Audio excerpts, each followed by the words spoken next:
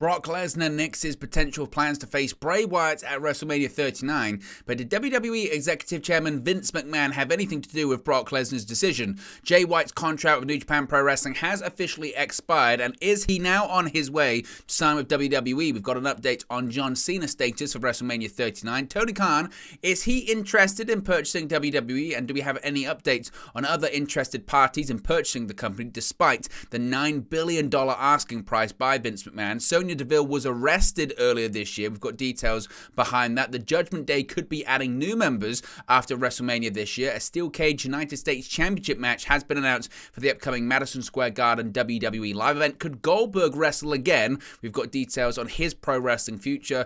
WWE 2K23 downloadable content. Hints have been revealed for stars that could be added to the game. When is WWE going to move to their new headquarters? We've got details on that. Snoop Dogg seemingly has been confirmed for WrestleMania 39 as well. An update on William Regal's new role in WWE and what that role entails. Speaking of premium live events as well, Saudi Arabia will host the next King of the Ring and Queen's Crown tournament as they have done previously. Cameron Grimes is set for a call-up after WrestleMania, and spoiler plans on the WWE debut of Dragon Lee.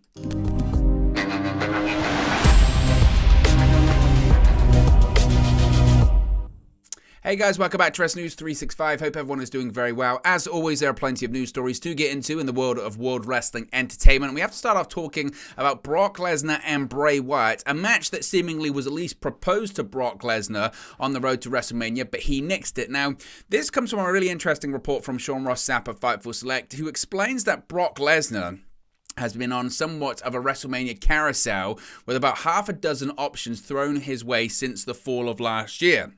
Now, we're going to go through this in chronological order based on what has been reported by Sean Ross Sapp of Fightful Select. Now, sometime towards the summer or fall of 2022, after the major WWE regime switch, Fightful are reporting that they were told that Stone Cold Steve Austin was approached with the possibility of facing Brock Lesnar. Austin would decline that offer, and Fightful were told that a subsequent offer was made for a possible match with Roman Reigns. However, they were also informed that there was a huge disparity in terms of payout, with the pitched Lesnar match nowhere near approaching that of the Reigns offer, i.e., basically, Steve Austin was approached for a match against Brock Lesnar. He said no. He was then approached with a Roman Reigns offer, but it was much, much higher, that offer, but still, they couldn't come to terms. Now, later on in the fall, internal WWE documents had Brock Lesnar scheduled to face Gunther. That was at least the plan as of November 21st, heading into Survivor Series, with news leaking to WrestlingNews.co a few weeks later. Now, Fightful weren't given a reason as to why this match was cancelled or by who, but sources indicated to Fightful by the time that news emerged, the match was nixed. It's worth noting the Intercontinental Championship wasn't mentioned whatsoever internally for that match. For the past several months, Gunther's plan has been solidly in place, and Fightful have been told the Gunther-Brock match was not considered for any extended period of time. Now, as one can imagine, Bobby Lashley was also on the table for a possible Brock Lesnar WrestleMania match. Fightful aren't sure what happened to cause that one to be off, but that led to Lashley facing Bray Wyatt, who was also pitched for Lesnar. This is where it gets really interesting when it comes to Wyatt and Lesnar. Now, Fightful aren't necessarily sure when Bray Wyatt was pitched as a possible opponent for WrestleMania, but he was mentioning it as recently as right before the Elimination Chamber event. Sources familiar with the situation claim that Brock Lesnar himself specifically nixed the idea. However, they weren't given specifics as to why Brock himself cancelled the plans or said, no, I'm not going to do it. Now, of course, that leads us to Amos. That is the current plan for WrestleMania, though it was hinted to Fightful that there was an undisclosed quote backup, but that it isn't factored into creative plans. Now, they should reiterate it was never confirmed to Fightful who pitched the match. However, it was confirmed to Fightful that Brock Lesnar personally approved the match with Amos at WrestleMania.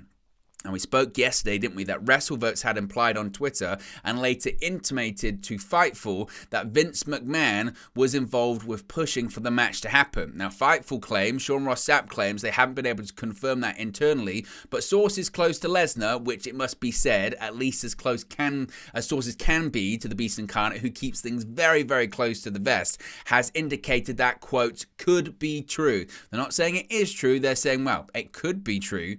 Now, sources in creative creative since last week said that it wasn't a Vince McMahon decision and that Vince McMahon has had no contact with creative directly. Last week, of course, Fightful reported that one talent believed McMahon had more of an influence on creative than publicly believed, which was echoed by others on the roster before WWE told Fightful that that wasn't true. That same talent has since doubled down on that stance, and why wouldn't you? Why wouldn't you when you see a Brock Lesnar versus Omos match?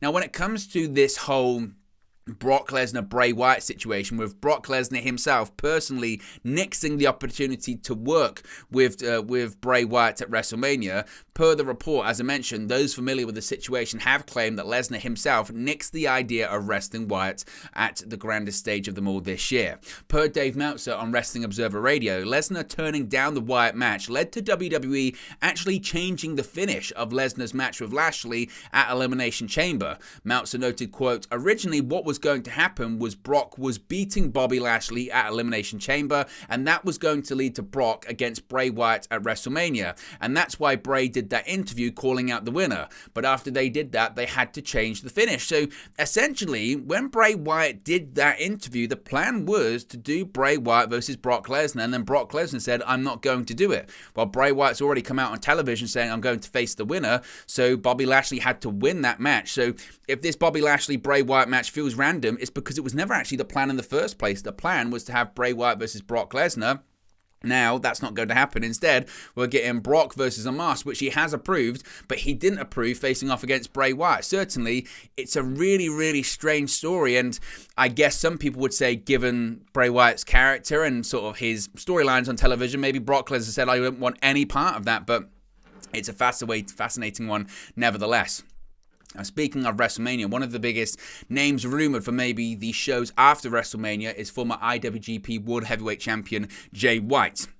Now, White's lost 2 matches recently, the first to Hikuleu in a Loser Leaves Japan match at New Beginning in Osaka last month, and later to Eddie Kingston in a Loser Leaves New Japan Pro Wrestling match at Battle in the Valley. Following White's loss, rumors have ramped up that the Switchblade could soon be headed to WWE, and we may end up getting our answer certainly rather soon.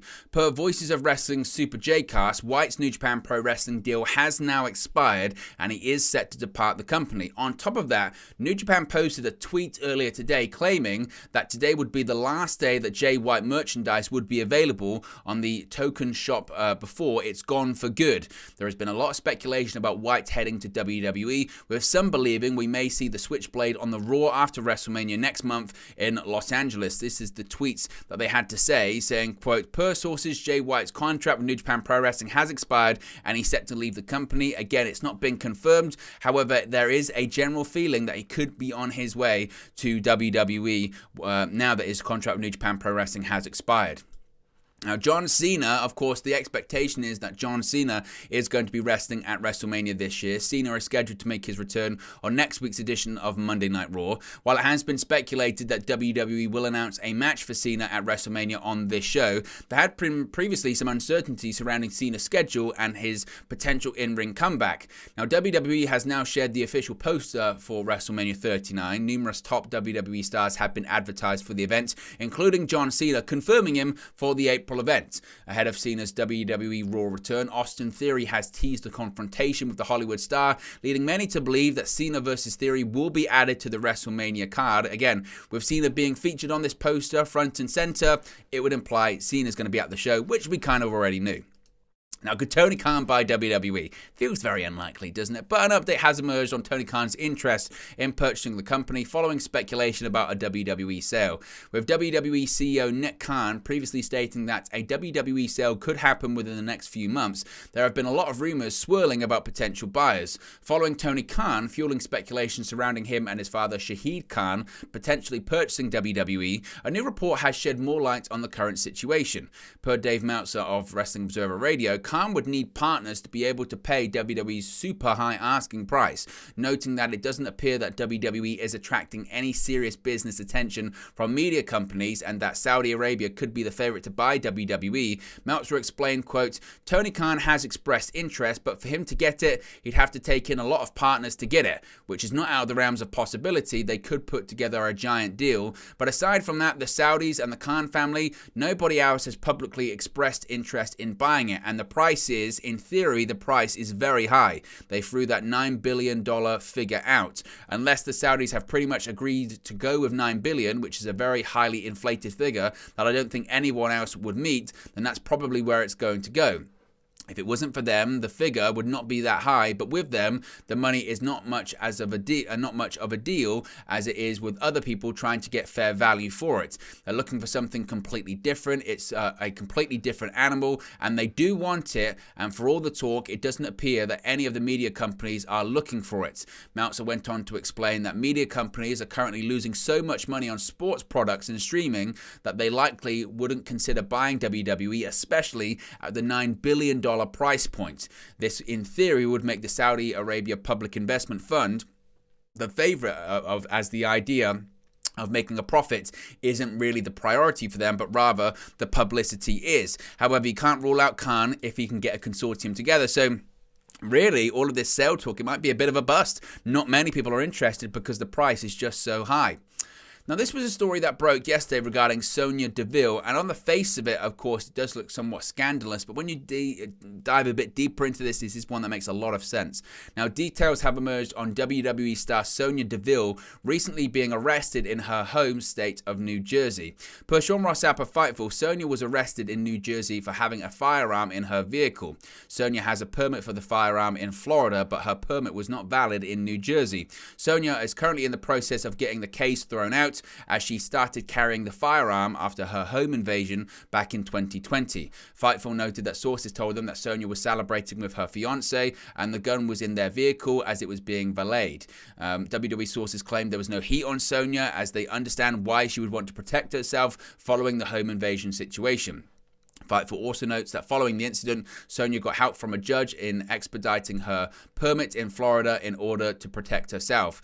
TMZ also reported on the incident, noting that Deville had been charged with one count of unlawful weapon possession, handgun without a permit. TMZ also notes that Sonya is set for a hearing court for the incident later this month.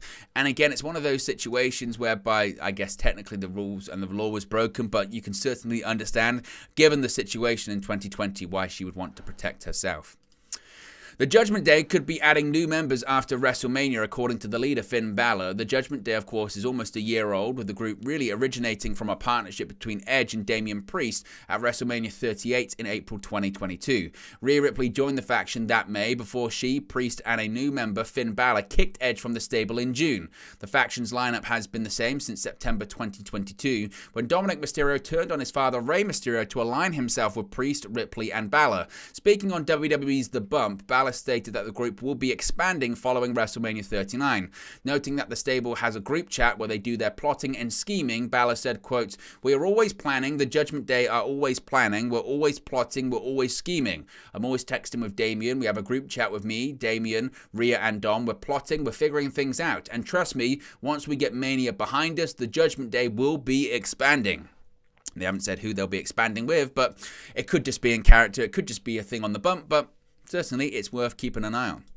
A steel cage match has been announced on the road to WrestleMania inside Madison Square Garden. The event listing for WWE's upcoming show at Madison Square Garden now has added a steel cage match for the main event. The cage match is set to see Austin Theory taking on Seth freaking Rollins. Elsewhere on the card is set to feature a first-time ever match between Cody Rhodes and Solo Sikoa. Also, the SmackDown Women's Champion will be in action as Charlotte Flair takes on the aforementioned Sonya Deville.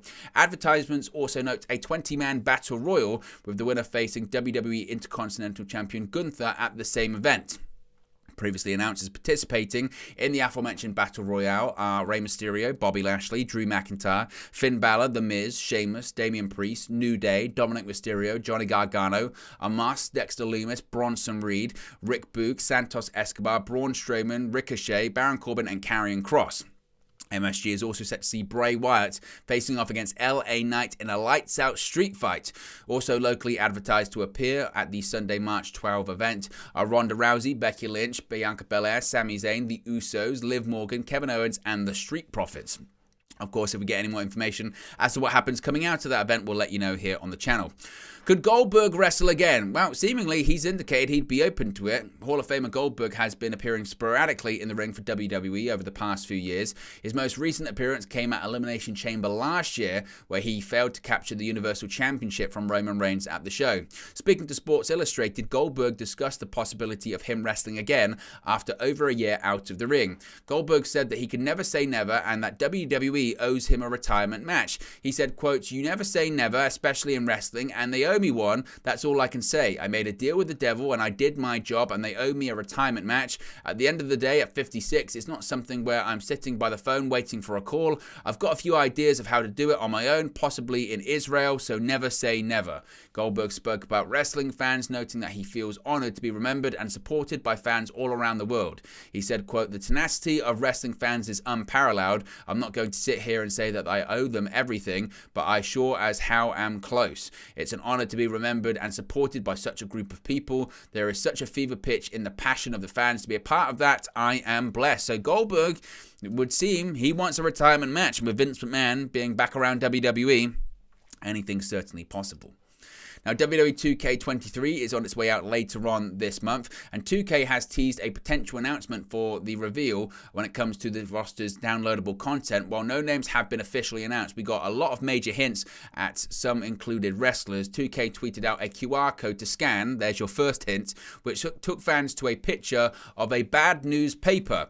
The picture featured several lots of hints which could be featured in the game as DLC, as well as several straight-up confirmations. The picture's on the screen right there. It doesn't actually have all of the hints on there, so you can go and find them on social media. But the list and hints that fans have spotted are Bray Wyatt with the QR code and the white rabbit, Wade Barrett, it's called the Bad News Paper, Ivy Nile, Roderick Strong and or Damon Kemp with the Diamond Mine, Andre Chase, there's the Chase U logo, Joe Gacy, there's the Schism Tree, Wendy Chu, there's a sleeping mask, Nathan Fraser, it says Nathan Fraser, Trick Williams, it says Trick Williams, Tony D'Angelo, it says Don, Harley Race, it says Harley, Eve Torres, it says Eve, Tiffany Stratton, there's a credit card there. So there might be some other things that people have missed, but certainly that's at least an idea of who might be involved in the DLC of the new game.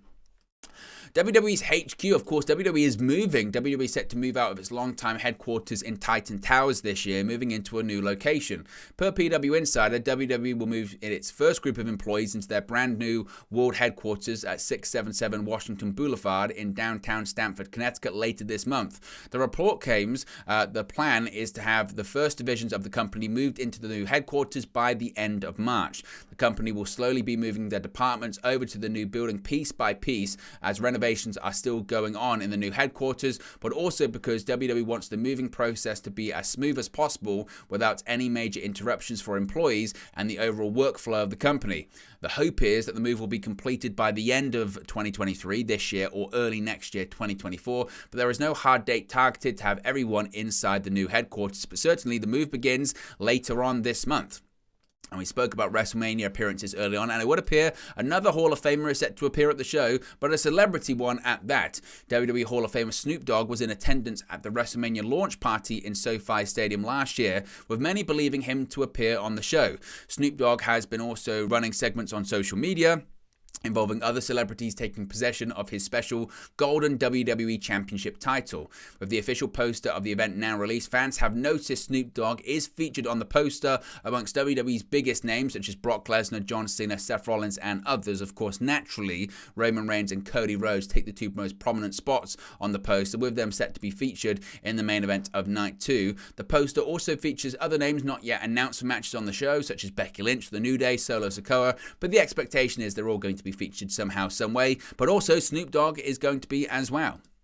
We spoke recently about the King of the Ring tournament and the Queen's Crown tournament returning for a premium live event, and WWE is set to hold its first ever Queen and King of the Ring event in May. It was reported by WrestleNomics that WWE's King and Queen of the Ring event is set for May 27, which would likely be the same weekend as AEW's Double or Nothing event. In an update from PW Insider, the event is set to take place on May 27 and will be the latest WWE premium live event to take place in Saudi Arabia. In an updated report from PW Insider, it notes that the event event is set to take place in Jeddah, Saudi Arabia. The previous WWE Saudi Arabia event took place in November when WWE held Crown Jewel in Riyadh. The event saw Roman Reigns defeat Logan Paul in the main event to retain his undisputed WWE Universal Championship in Logan's second ever singles match. Of course, this won't be the first time the King and Queen will be crowned in Saudi Arabia, as WWE held the finals of the 2021 King of the Ring and Queen's Crown tournaments in the country in 2021. The tournaments were won by Xavier Woods and Zelina Vega respectively,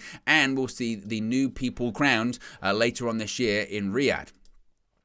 William Regal, what's his role in WWE? Well, it's a bit interesting actually, isn't it? Because obviously there's so much talk at the moment with MJF and AEW, with Revolution taking place this coming weekend, and William Regal was involved in that storyline. William Regal left AEW last year with him being written off the show after he helped MJF capture the AEW World Championship from Jon Moxley at Full Gear in November. Regal returned to WWE in order to train his son, Charlie Dempsey, as well as take on a new role as WWE's Vice President of Global Talent Development. Regal has been backstage at Raw and SmackDown events ever since his return, but there has now been more clarification on what exactly Regal's new role entails. Per PW Insider, Regal is at every Raw and SmackDown taping since his return, where he watches and takes notes on every match from the taping. As well as watching the matches, Regal also meets with the talents after the tapings to provide advice on ways they can improve their matches by making them look stronger and more realistic from an in-ring perspective. The notes include suggestions on how the talent can improve their selling, physicality during the lockup, and reversals, etc. PW Insider has been told that Regal is given advice on how to improve the finer points of the matches in order for everyone to look stronger in the ring. Regal's son, Dempsey, recently aligned with Drew Gulak on NXT television. Of course, Regal cannot appear as a character on WWE television until next year. Cameron Grimes, speaking of NXT, could be on his way to the main roster. NXT star Cameron Grimes has been in limbo between NXT and the main roster since his loss to Joe Gacy back on the November 8th episode of NXT. Grimes was back in action at last week's SmackDown show, defeating Hit Row's Ashanti the Adonis in a dark match prior to the show. It has since been reported that Grimes is finished with the NXT brand and is expected to make his way to the main roster when creative has been put in place for him. In an update from PW Insider, Grimes has been at several Raw tapings in recent weeks, with the rumblings from within the company that he is expected to make his way upon to the main roster after WrestleMania, which again would make sense considering they don't really tend to debut people this close to the showcase of the Immortals. Speaking of debuts, we also have an update on what Dragon Lee, I guess, is probably going to be doing on the NXT brand. Plans for Dragon Lee following his highly touted WWE signing have potentially been revealed ahead of his NXT debut. Since announcing that he was WWE bound in December, the Luchador hasn't yet wrestled inside of a WWE ring. Dragon Lee appears to have called out NXT star Grayson Waller following Waller's message for Shawn Michaels. Ahead of his meeting with Michaels on the March 7 edition of NXT, that being Roadblock, Waller shared a video on Twitter in which he questioned whether the Heartbreak Kid will show up at Roadblock or if Michaels will continue to be the corporate stooge. Dragon Lee replied to this video with a simple message: "You talk too much." Now, this comes after a report by WRKD Wrestling, the source that reported Lita's recent WWE return, that WWE has had discussions about the idea of Shawn Michaels forcing Waller to face the debuting Dragon Lee. It was previously reported that visa issues have kept Dragon Lee from making his WWE debut. Dragon Lee's contract is reportedly for higher tier NXT money, but less than average for WWE's main roster contract. Grayson Waller last wrestled on the February 14 edition of NXT, losing to Tyler Bate in singles action. So certainly Dragon Lee is expected to face Grayson Waller upon his debut for the company. But there you go, guys. This is the latest WWE news for you. Be sure to smash a like on the like button. Be sure to subscribe bottom right hand corner. Remember, you can join the WN365 roster by clicking that join button. Let me know your thoughts on today's WWE news stories in the comment section below, and I'll speak to you again very, very soon. Hey guys, thank you for watching, listening, streaming, or however you come across this video today. Be sure to click on the video on the right there to watch our next video, or click the bottom there to subscribe, or the bottom right hand corner. Thank you very much, and I'll speak to you again very soon.